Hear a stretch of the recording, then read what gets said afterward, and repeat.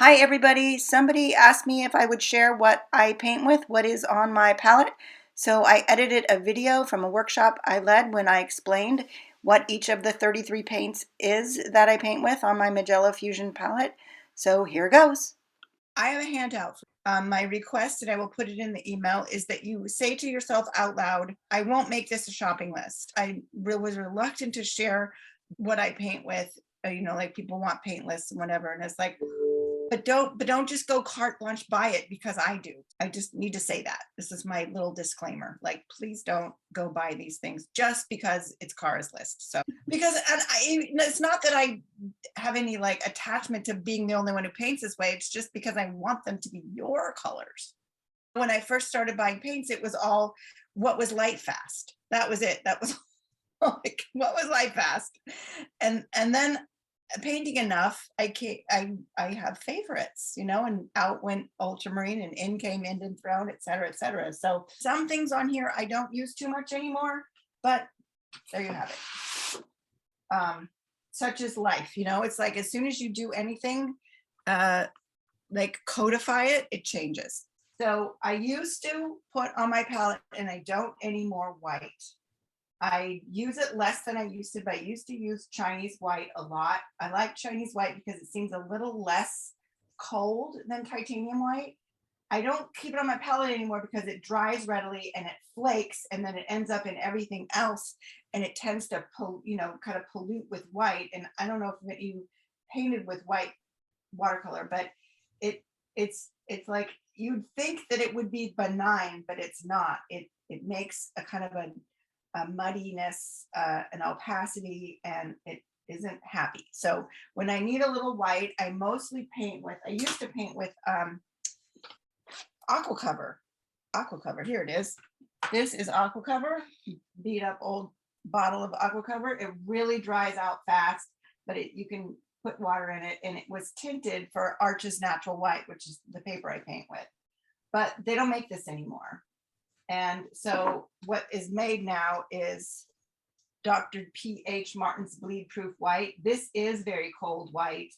But when I need a little teeny bit of white, basically this is kind of like white gouache, for a little bit of, I usually use it in tiny little places on my paintings. I don't really go like large areas of white because it really stands out. And fortunately, I'm in the place in my painting career where I mostly don't need to.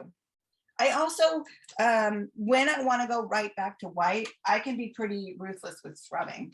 I don't mind scrubbing my paper. That's why I don't paint on hot press. So that was for white. No, next door to that is buff titanium, and it is like titanium white, but buff color. It's a Daniel Smith color. I like to use it for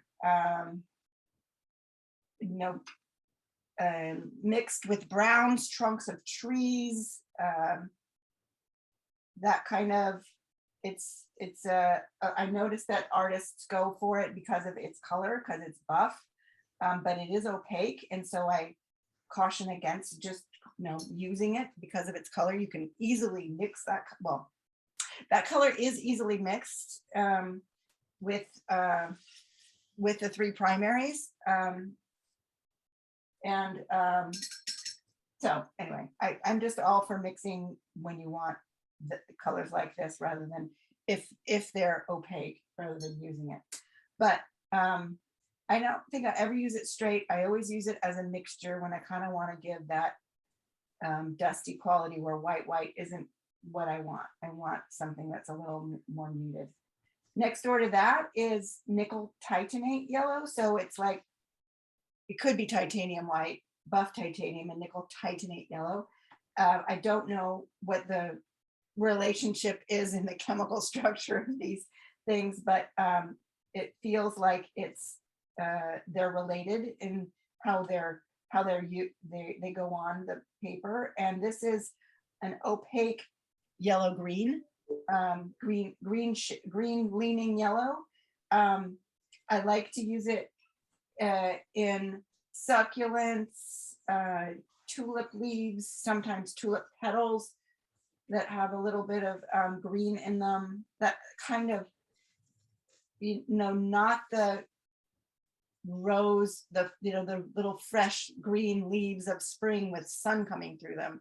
That's where you want the next yellows. This is an opaque yellow that is, I call it tamed yellow. It makes a nice peach for certain applications with some of the other end of this row. So that's that guy. And then this is lemon yellow, PY175. Bruce McAvoy of Handprint says that Hansa Yellow Light, which is almost identical in hue, may not be as light fast. And so I use this guy because he says it's better to be light fast. If I could only ever paint with one yellow in all the world, it would be Hansa Yellow Medium. To me, it's like home. It's in more pale, i.e. watery versions of itself. It can be a little bit more lemon, but piled up, it can be a little bit more orange. I don't know if you can see that, but you can see how that is it's getting deeper. It makes not quite as fresh a green as the lemon yellow, but nice greens, and it also makes nice oranges. So it seems to be relatively bias free. I have a little example of that in here. So those are its oranges and its greens. Very little bias. In this well are two colors. There is my beloved PY 153 New Gamboge that has been discontinued and is no longer available as a paint. It's been reformulated, and I'm sure it's fine to paint with the formulation, and I'm just being a little silly, but I ration it. So right in that same well, because often it doesn't matter, is Hansa Yellow Deep. It's a little bit more orange, but it is when what I want is just a yellow orange, and I'm going to mix it with stuff in which this New Gamboge is not going to shine, then Hansa Yellow Deep works. And in fact, is it these two? It could be PY97 and PY83, I think it's Hansa Yellow Deep, that Daniel Smith uses to mix to make their new Gamboge. Their new Gamboge. There are two paints on this palette that are on there because I fell in love with them at our local art store's anniversary sale. And then they had the vendors in, and the Daniel Smith guy was there. And this is transparent Purell Orange. And it is so rich and yummy. And it's a little bit on the red side, but as an orange, it just is so much more unctuous than the other oranges, which are well,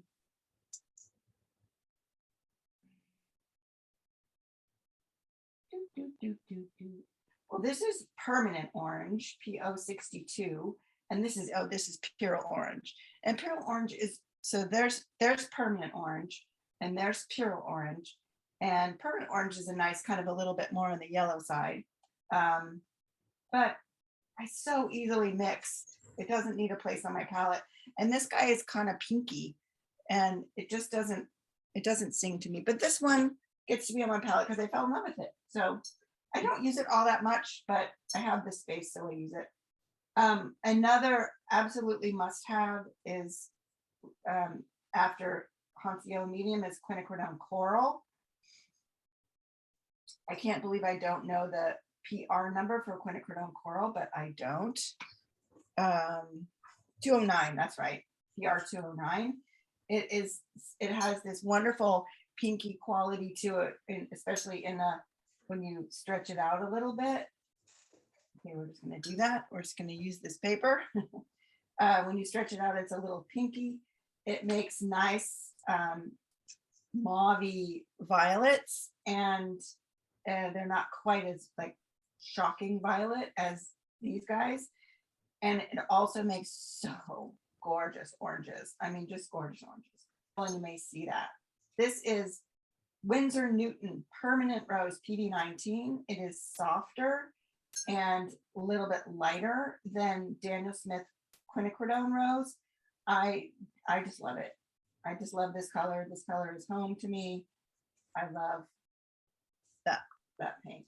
However, if I want to use a limited palette like I did with my clock painting and I want to get intense reds, I need to use Quinacridone Rose because the reds that this guy makes, because it just doesn't get as dark, are not as deep.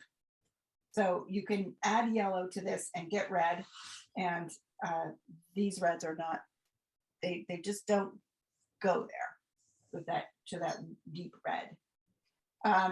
Next to this is, again, just because I have the space on my palette, this is Van Gogh Student Grade Quinacridone Rose, and it's a little bluer and a little bit more intense and dark, and it's lovely. And now and then when I feel like using it, I use it. Sennelier Helios Purple PR122, and it is the bluest of the reds on this palette. It's beautiful and gorgeous, and I wouldn't want to live without it.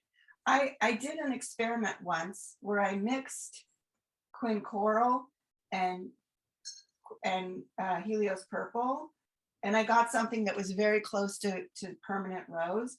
And so I did a whole painting. I called it Nova without Permanent Rose. It was a very interesting experience, but I missed my Permanent Rose. So in core, it goes by Quinacridone Magenta, and Daniel Smith, they already had a Quinacridone Magenta, so it goes by Quinacridone Lilac. It's PR122. But I am partial to the Sennelier version of it. It's just lovely. So I can stretch these out. Probably need to get more paint. I'll do that later.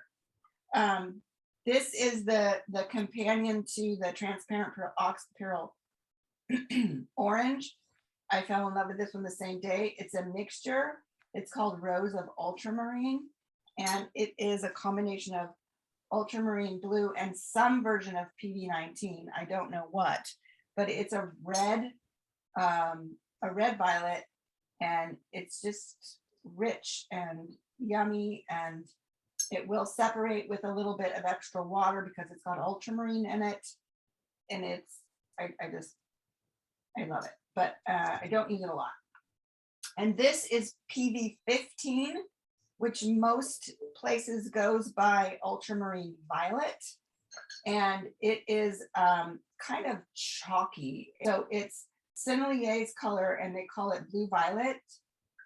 It makes really interesting browns. I don't know.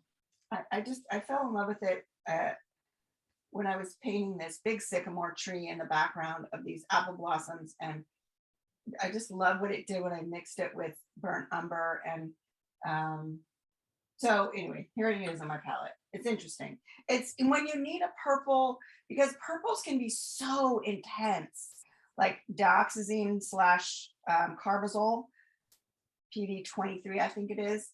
That one is so intense. And when you want to purple something up a little bit, this one, as it goes on, won't darken your painting so much.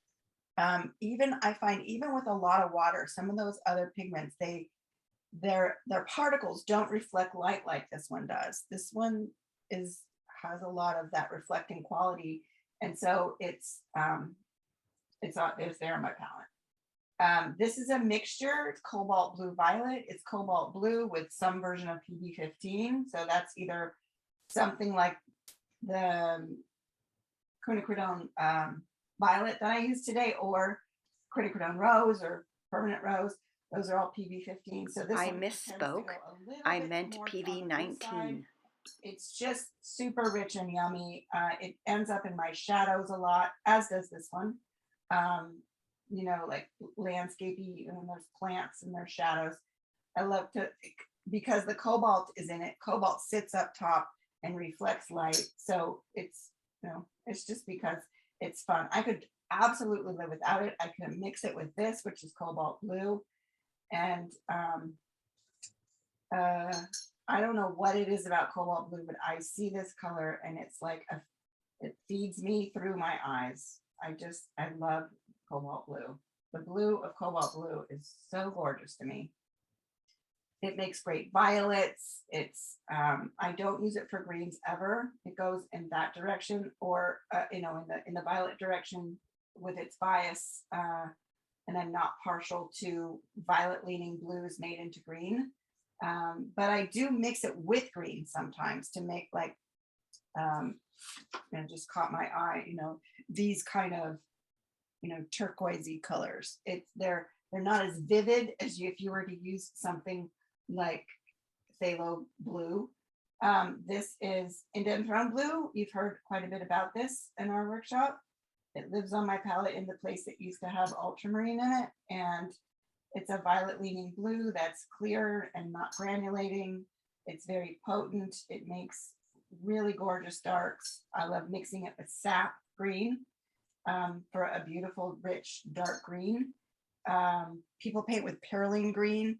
Indian throne and sap is my perylene green.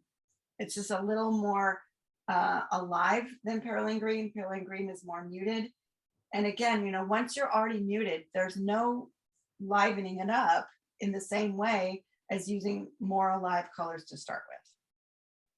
So that's my spiel. Manganese blue hue, you can see it's almost empty. You use a lot of this stuff, especially when I'm painting lighter colored flowers. It's my preferred blue for skin tone. It's my preferred blue for shadows on light colored flowers. I mix it with cobalt, although they granulate. I mix it with cobalt too for my skies. My skies are not soft skies generally. I like punchy skies. Put those two together because this is too green and that's too violet. So together they make a lovely blue for skies. And now we go marching on down the cobalt row. So this is cobalt teal, blue. I did a painting where I used basically this range of colors, a little bit of phthalo green, and this guy. So I made all of the mixtures, anything that was going to be like a yellow ochre color. This was in it. It was the shadows in the flowers. It was this guy. I even mixed it with a little bit of rose for the sky in the painting. It was only a little peak of sky, but it's swimming pool blue. I don't ever really use it straight. It does really nice things layered on top of darks. You kind of get this granulating lightness because again the blob is so light, there's so much reflecting quality to the pigment particles that when it sits on darks it shows up very subtly, but it doesn't just get lost in the layers. It holds its own. Next door to this is turquoise, cobalt turquoise, and it's just a little more muted and a little darker. Similar kind of application, except that it's not as light, so I don't really use it in the darks like that. But I mixed it with sap once for leaves on a grape painting, and it gave this wonderful richness to mixed with sap. And I don't know how I come up with these things, but there you are. Yeah, I don't know. It's there. I play with it. Oh, I also love the violets that you make with this when you mix it with these guys over here. They're muted and granulating and interesting. Cobalt green. Now, my recollection in the cobalt green that I've experienced from Winsor Newton is that cobalt green is less green. It's more turquoisey. So this is Daniel Smith and it's quite green. So along with nickel titanate yellow, it's I mix it for succulents or tulip leaves and stems, where things feel like they're more dense and not like light doesn't get through them. So yeah. And then the flower in my kitchen, phthalo green, yellow shade. There we go. There it is. Like I said, I hardly ever use it straight. The only time I use it straight is if I've gotten something like, let me put my hand on this color composition. I just noticed this as I was going through this morning. So you see how it's even more pronounced in person, but these greens here, they didn't end up quite as vivid. So this is probably that drying shift if I used some sap. So I could use a very watery, very watery thin glaze of phthalo green over this, and it just brings life to it. It's just amazing. I'll just do that one. So, well, too much. Just a little bit. So that's the only thing that's coming to mind when I use phthalo green straight. So that's better. Okay. And then this one is, it absolutely could live off my palette. It's Hookers. I don't know where I got a tube of Hookers somewhere along the way. This is not a from the beginning thing. It's kind of a later addition to my world. And what I discovered was that Hookers and sap, Daniel Smith Hookers and Daniel Smith sap, were my green. Like if you go to a show of my work and there's a lot of, floral work, it's like there's a green I gravitate to, and it's in between these two. So I would, because it was like a shortcut to my green. I had them both and on my palette and next to each other, and then I could just mix them up. And sometimes I would actually even on the big palette where I had lots of space, and it felt like I could do that here. I don't squeeze out stuff in here too much. So I would mix the two and have that mixture around as a well of its own, so to speak. But that's the sap. Let me get a little light in that so that you can lift a little bit so you can see. So when this dries, it's much more olive tending than this. And so it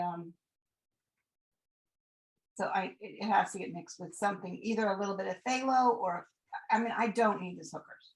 That's just, and kind of an idiosyncratic thing of mine.